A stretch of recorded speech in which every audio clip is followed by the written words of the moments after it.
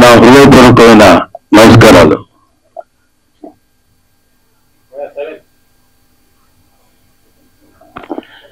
ఈరోజు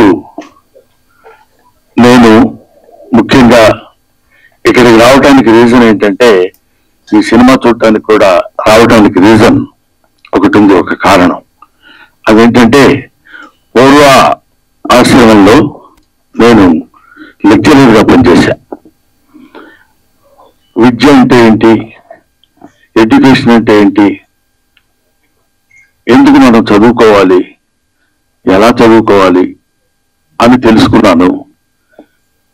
తెలుసుకున్న తర్వాత అధ్యాపకుడు అయిన తర్వాత, అది విద్యార్థి దశలో ఉన్నప్పుడు తెలుసుకుని అధ్యాపకుడు అయిన తర్వాత విద్య ఎలా చెప్పాలి, ఎలా చెప్తే పిల్లలు అనే భావంతో కొంతకాలం అధ్యాపకుడిగా పనిచేశాను. దాని తర్వాత భగవంతుడి ఆశీస్సుల వల్ల, ఆయన నిర్ణయం వల్ల నేను ఈ సినిమా ఇండస్ట్రీకి వచ్చి సినిమా నటుడయ్యాను, అందున హాస్య నటుడయ్యాను. ఈ పాయింట్ ఎందుకు చెప్తున్నానంటే, యూనివర్సిటీ అనే పేరు, అసలు యూనివర్సిటీ అంటే ఏంటి? యూనివర్స్ అంటే విశ్వం. విశ్వం అంటే అన్ని గోళాలతోటి, అన్ని ఖగోళ శాస్త్రానికి సంబంధించినటువంటి ఈ మొత్తం ఒక భూమి అనేటువంటి గ్రహమే కాకుండా విశ్వాంతరాళాల్లో ఉన్నటువంటి గ్రహాలన్నిటికీ సంబంధించినటువంటి జ్ఞానాన్ని నేర్పేటువంటిది ఆలయం, విద్యాలయం. అదే విశ్వవిద్యాలయం, అదే యూనివర్సిటీ. అటువంటి యూనివర్సిటీ అనేటువంటి పేరుని ఇప్పుడు ఎటువంటి విశ్వవిద్యాలయాలు అయ్యాయి అని చెప్పడానికి ఎంతో ఎంతో కృషి చేసి, దానిలో రీసెర్చ్ చేసి, మనందరికీ అందులో జరుగుతున్నటువంటి అవినీతిని, అప్పట్లో మనకు విశ్వవిద్యాలయాలంటే కాశీ విశ్వవిద్యాలయం అని పెద్ద పేరు, బెనారస్ యూనివర్సిటీ అని. ఎక్కడెక్కడి నుంచో అన్ని దేశాల నుంచి మన దేశం వచ్చి చదువుకుని వెళ్ళిపోయేవాడు. అంటే జ్ఞాన సంపద ఉన్నటువంటి దేశం మంది. ఇవాళ మన దేశం, మన ఎడ్యుకేషనల్ స్థితి ఎలా ఉంది, విద్యా వ్యవస్థలు ఎలా మారిపోతున్నాయని వాటన్నిటి మీద అధ్యయనం చేసిన తమ్ముడు నారాయణమూర్తి అవన్నీ చూసి తట్టుకోలేక, అంటే ప్రీతి తీసుకోలేక, దీన్ని ఎలాగైనా సరే నా మిత్రులకి, నా వాళ్ళందరికీ పంచిపెట్టాలి. ఎందుకంటే ఈయన ఒక తేనెటీగ లాంటి మనిషి. తిరుగుతుంటాడు అన్ని చోట్లకి వెళ్ళి తేనె పువ్వు చేసుకుని వచ్చి తలా ఒక చుక్క చేతిలో పెట్టాలనేటువంటి మహాసంకల్పం ఉన్న మంచి మనిషి. ఎందుకంటే మీకు అందమైన హీరో ఎవరైనా అడిగితే, నాకు అందమైన హీరో ఎవరు అని చెప్పమంటే నేను నారాయణమూర్తి పేరు చెప్తాను. అందమంటే ఇక్కడ glamour, 6 feet height, curling hair, ప్రమాణమైనది, ఆ తర్వాత మంచి డ్రెస్సింగ్, అలాంటి అందం కాదు. మదర్ తెరిసాని మీకు అందమైన వ్యక్తి ఎవరమ్మా, ఎవరు మీకు అందంగా కనిపిస్తారని అడిగితే, ఎవరి మనసుల్లో సేవాభావం ఉంటుందో, ఎవరి కళ్ళలో దయాగుణం ఉంటుందో ఆ వ్యక్తి, ఆ జీవి అందమైంది అని చెప్పింది. నాకు తెలిసిన నారాయణమూర్తి 40 సంవత్సరాలుగా, నాకు తెలిసి 40 సంవత్సరాలు, ఆయన అంతకుముందు ఎన్ని సంవత్సరాల నుంచి ఉన్నారో నాకు తెలియదు. నిరంతరం నిరంతరం నిరంతరం ప్రజలు, అందున పేదవాళ్ళు, వాళ్ళు పడుతున్న బాధలు, వాళ్ళకి పడుతున్న కష్టాలు, సుఖాలు, ఊరికే నటించటం, నటుడిగా వచ్చి నటించటం అనే కాకుండా, I want to give some message to my people, to the people of India, not to the people of India, to the people of universe. అటువంటి వ్యక్తి నారాయణమూర్తి. బహుశా నేను చూసి పూర్తిగా ఇంతవరకు చాలా కాలమైంది నేను సినిమా మొత్తం కూర్చుని థియేటర్లో ప్రివ్యూలు కానీ లేకపోతే సినిమా హాల్స్లో కానీ నేను చూడటం. కానీ ఈ సినిమాని ఎందుకు చూడాలనుకున్నానంటే, దర్శకుడు వేరు, ప్రొడ్యూసర్ వేరు, ఇంకొక టెక్నీషియన్స్ వేరు, ఇంకొకళ్ళు ఎవరెవరు ఎన్నో 24 శాఖల మంది కలిసి పనిచేసే పనంతా ఒక్కడే భుజాన కాడేసుకుని దాన్ని ఆయన చెప్పాలనుకున్నటువంటి విధానాన్ని అద్భుతంగా సినిమా తీసి చెప్పాలి అనేటువంటి ఆలోచన ఎందుకు? మీకోసం, ప్రజల కోసం, పేద ప్రజల కోసం. ఈ సినిమా చూస్తున్నంతసేపు నాకు అనిపించింది ఇందులో ఒక అద్భుతమైన ఎమోషన్స్ ఉన్నాయి. తండ్రి కూతురు, తండ్రి కొడుకు, ఆ తండ్రి చదివించి ఆ తండ్రి చేసినటువంటి త్యాగం, ఆ తండ్రి కోసం కొడుకు చేసినటువంటి త్యాగం, ఇలాంటి ఎమోషన్స్, ఆల్ ఎమోషన్స్ ఒక చోటికి తీసుకొచ్చి ఎంత దారుణంగా హ్యూమన్ ఎమోషన్స్తో ఆడుకుంటుంది వాళ్ళ ఈ సొసైటీ అని, అవినీతి బంధుప్రీతి చీకటి బజారు అలుముకున్న ఈ దేశం ఎటు దిగజారు అన్నాడు శ్రీశ్రీ 50 ఏళ్ల క్రితం అనుకుంటా. కాబట్టి ఇవాళన్న మాట కాదది. దాన్ని ఇవాళ వరకు ఎక్కడ ఏ రకమైన సమస్య ఉన్నా ఈయన ఒక అద్భుతమైనటువంటి రీతిలో దాన్ని మామూలు మనుషులకు కూడా అందుబాటులో ఉండాలి అని కష్టపడి సినిమా తీసి మీకోసం, తన కోసం కాదు, తన ఈ చొక్కా, ఈ ప్యాంటు, అదే తన జీవితం మీకు అంకితం, అంతే. అది చివరి శ్వాస వరకు ఇంకా కష్టపడుతూనే ఉండాలని భగవంతుడిని నేను కోరుకుంటూ, చూడండి ఎంత త్యాగం చేసి ఎన్ని అంటే ఎవడే మరి ఇట్లాంటి సినిమాలండి మేము ఏం చూస్తాం సార్, మీరు ఏదో చెప్తారు. ఎట్లాంటి సినిమాలు? ఇదేమి నిజానికి దూరంగా ఉన్న సినిమా కాదు, ఇల్యూజన్ లో ఉన్న సినిమా కాదు, ఊహించుకున్న ఒక అందమైన అద్భుతమైనటువంటి సుందరాంగి సినిమా కాదు. హాయిగా తలారా స్నానం చేసి వచ్చి ఒక నేత చీర కట్టుకున్న స్త్రీలా ఉన్న సినిమా ఇది, ఒక అందమైన స్త్రీలా ఉన్న సినిమా. అందులో నిజాలుంటాయి, వెతుక్కోండి. అందులో బూతులుండవు, జీవితపు లోతులుంటాయి. చూడండి, వెతుక్కోండి, బావిలో బకెట్ తీసి తోడుకోండి. ఒక్కొక్కరు పడుతున్న బాధ చూడు. కొన్ని డైలాగ్స్ అందులో చెప్తున్నప్పుడు నేను వింటే, ఒరే పెద్ద వాళ్ళకి కావాల్స్తే నాది కిడ్నీ కాదురా, ఇంకా చాలా ఉన్నాయి, అవన్నీ అమ్మొచ్చు. పెద్దవాళ్ళకి కావాలనుకోరా, బోళ్ళంత డబ్బు పెట్టుకుంటారు. ఏమిటా మాటలు! ఎంత అద్భుతంగా ఇలాంటి సినిమాలు తీస్తున్న వాళ్ళని, ఇలాంటి సినిమాల కోసం పరితపిస్తున్న వాళ్ళని, సినిమా కోసం తీసి, art is for the sake of people, not art is for the sake of our selves. మన కోసం కాదు, డబ్బు కోసం కాదు. సినిమా తీస్తే సినిమాలో ఒక అంతరార్థం ఉండాలి, ఒక మెసేజ్ ఉండాలి అని నమ్మిన దాన్ని 100కి 100 పాళ్ళు ఆచరిస్తూ ఇంత అద్భుతమైన సినిమా తీసిన, యూనివర్సిటీ అనే సినిమా తీసిన నారాయణమూర్తి. ఈ సినిమా మీరు చూడండి, చూసి ఆనందించండి అనే పదం నేను చెప్పలేను. చూసి అర్థం చేసుకోండి, చూసి ఆచరించండి.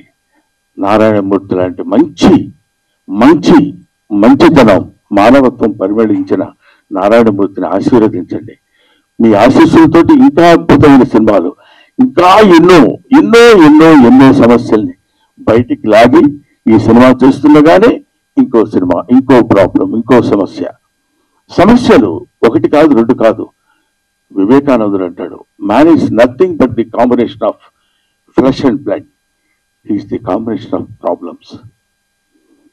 సమస్యలన్నిటి ఒక చోట పోతే అది మనిషి. కాబట్టి he will solve some of his problems in his lifetime and he will leave the problems to his successors. They will take the problems, they will solve the problems and they will go away. But solve the problem is unending chain.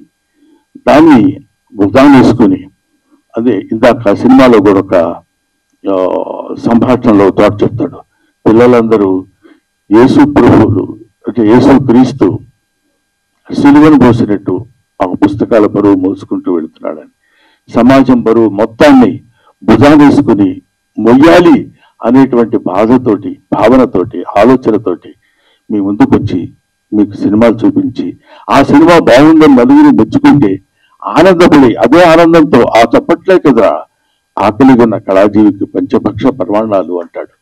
కాబట్టి అటువంటి ఆకలితో ఉన్నటువంటి నారాయణమూర్తి యొక్క జిజ్ఞాసని మీరందరూ మంచి ఊతాన్నిచ్చి మంచి ఫలితాన్నిచ్చి మంచి ఆదరణ చూపిస్తే ఇంకా ఇంకా ఇంకా ఎన్నో మంచి సినిమాలు తీస్తాడని. ఇలాంటి యూనివర్సిటీ లాంటి సినిమాలే కాదు, ఎక్కడ ఎక్కడ ఎక్కడెక్కడ కన్ను రవిగానలతో కవిగాంచు ఇయ్యడని అంటాడు. సూర్యుడు కనిపించినటువంటి ప్రదేశాల్లో కూడా వెళ్ళి నిజంగా ఆ సినిమాలో చెప్తుంటే పేపర్ లీకేజ్ మామూలు విషయం అది. అబ్బా, అలాంటి పేపర్ లీక్ చదువు సంధ్య లేని నిజంగా ఆ పేపర్ రాయటం వల్ల వాడికి ఉద్యోగం వస్తుందేనేమో కానీ అందులో చోట చెప్తాడు వాడికి డాక్టరీ వృత్తి రాదు, వైద్యం చేస్తాడు. బిల్డింగులు కట్టడం రాదు, ప్రాజెక్టు కట్టడం రాదు, ఇంజనీర్ అవుతాడు. ఏమైపోతుంది? వేర్ ఇట్ కంట్రీ గోస్, ఈ దేశం ఏమైపోతుంది అనే తపన చాలా మందికి ఉంటుంది. ఏముంది, మనం ఏం చేయగలిగింది ఏముంది? అది చేయాలనుకుంటే ఎవరో ఆ టైం కూర్చొని చేస్తాడు, లేకపోతే లేదండి. ప్రతి వాళ్ళు చేతులు కట్టుకొని ఉంటారు. నా వంతు సాయం నేను చెయ్యాలి అని తన వంతు సాయం చేస్తున్నటువంటి వ్యక్తి నారాయణమూర్తి. అందుకనే ఇలాంటి నారాయణమూర్తి లాంటి వ్యక్తులు వీళ్ళు వ్యక్తులు కాదు, వీళ్ళు ఒక శక్తులు. వాడు నిరంతరం పోరాడేటువంటి ఇది. వీళ్ళు ఎలాంటి వాళ్ళంటే మా గోదావరి భాషలో చెప్పాలంటే పులస చేప లాంటి వాళ్ళు. పులస చేపకి చాలా వాల్యూ ఉంటుంది, విపరీతమైన ఖర్చు, అంత రేటు ఉంటుంది. ఎందుకు ఉంటుందంటే ఒకసారి ఒళ్ళంతా డబ్బు పొడిచి పాపం, అయ్యో అమ్మాయి చచ్చిపోయింది, అయ్యో వాడిని అలా చంపేశారే, అయ్యో వీడిని ఇలా అని వీళ్ళ అకృత్య విన్యాసాలకి బలైపోయినటువంటి బస్సులు ఎంతో మంది మహానుభావులు, పిల్లలు, పసివాళ్ళు ఉన్నారే. వాళ్ళ కోసమైనా మీరు ఈ సినిమా చూడండి.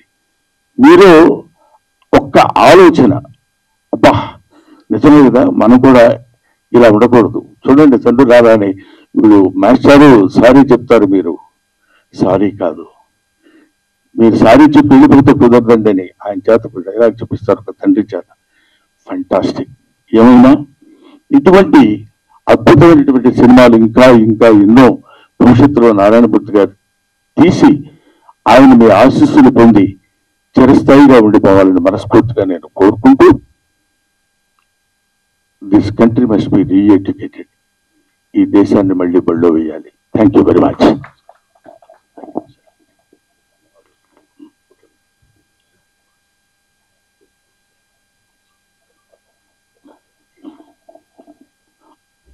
ఆ తర్వాత నారాయణమూర్తి గారు ఫ్లోలో, ఎందుకంటే మధ్యాహ్నం తిన్నాను పులస చేప, అందుకని ఆయన నారాయణమూర్తి ఒక జలంలో నివసించే పులస చేప కాదు, మానవుల్లో నివసించే మంచి మనిషి. ఆ మనిషి ఆ పరిమళం 10 కాలాల పాటు హాయిగా హాయిగా హాయిగా ఉండి శతమానం భవతి.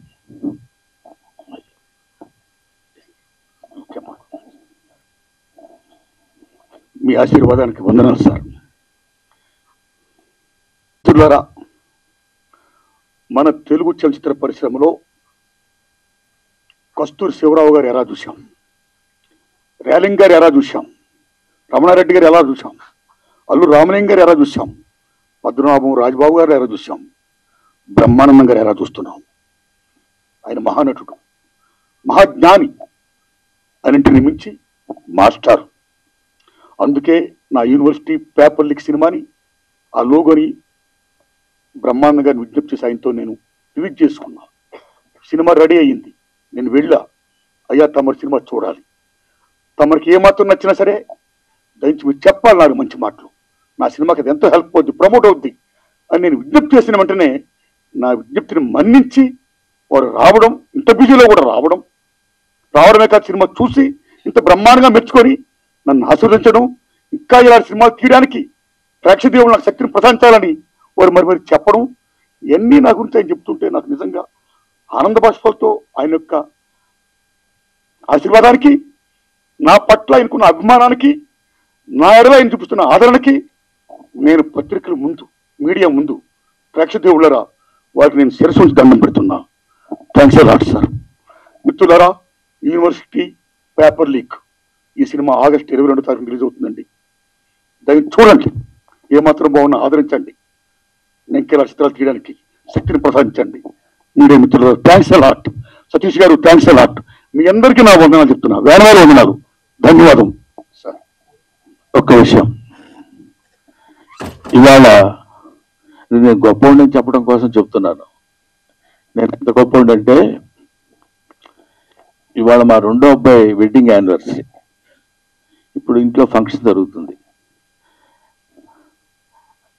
ఆ యానివర్సరీ వాళ్ళంతా బంధువులు అందరూ వస్తారు కదా, ఏదో దానికి నేను ఆలోచించింది ఏంటంటే, గొప్పవాడిని ఊరికే వ్యంగ్యంగా అన్నాను, నిజంగా అనుకునేది పంపదీసి. అలా కాదు, నేను ఇక్కడ వచ్చి నారాయణమూర్తి గారికి ఇచ్చిన మాట ప్రకారం 18వ తారీఖున నేను ఈ కార్యక్రమానికి రావాలి అనే ఐడియాతో నేను వచ్చాను. ఎందుకంటే నారాయణమూర్తి గారు అంతటి మంచి పనులు నేను చేయలేను కూడా, చేస్తానో లేదో కూడా తెలియదు. కనీసం ఇలాంటి మంచి పనులు చేసే వాళ్ళ దగ్గరికి వచ్చి వాళ్ళ మంచి పని గురించి నలుగురు చెప్పడం అనేది, దానికోసం పెద్ద భయంకరమైన త్యాగం చేసింది కూడా ఏం లేదు అనే ఆలోచనతో చెప్తున్నాను. ఇప్పుడు నేను అర్జెంటుగా మళ్ళీ అక్కడికి వెళ్ళి, వాళ్ళు ఏదో చిన్న ఫంక్షన్ లాంటిది ఉంటే, అది ఫ్యామిలీ ఫంక్షన్ కాబట్టి దానికి నేను వెళ్ళాలనే అభిప్రాయంతో నారాయణమూర్తి గారిని అభ్యర్థించి, ఇంత మంచి మనిషి, నిలువెల్లా మంచి మనిషి, ఇప్పుడు అంటే నేను కొన్ని చెప్పాలో వద్దో తెలియదు కానీ, బట్ నాకు తెలిసిన నారాయణమూర్తి గారు ఆ రోజు నుంచి ఈ రోజు వరకు అవే చెప్పులు, అవే ప్యాంట్ షర్టు, అదే ఆటో. ఒక్క సినిమా హిట్ అయితే ఏ రకంగా మనం ప్రవర్తిస్తున్నామో ఈ రోజుల్లో మనకు తెలుసు. 2 సినిమాల్లో మంచి పేరుస్తే ఎలా ప్రవర్తిస్తున్నామో మనకు తెలుసు. ఒక దశాబ్దం కాలం మనం సినిమాల్లో ఉండి నటించి మంచి పేరు వస్తే మన ప్రవర్తన ఎలా ఉంటుందో మనకు తెలుసు.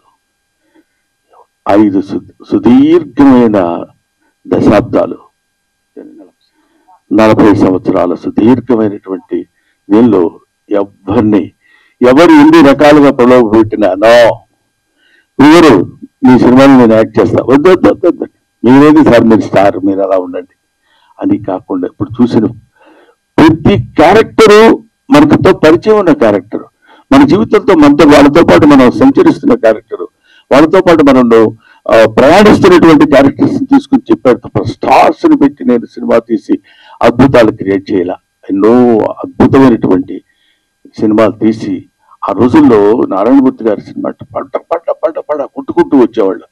ఇవాళ వరకు అలాగే వస్తూనే ఉన్నారు, వస్తారు, వచ్చి తీరతారు. అలాంటి సినిమాలే నారాయణమూర్తి గారు చేస్తారు. Thank you very much my dear Narayanamurthy. ఎలా పెట్టారో పేరు, నాకు వెంకటేశ్వర స్వామి అంటే ఇష్టం, నారాయణమూర్తి అంటే ఇష్టం. ధన్యవాదాలు మీకు.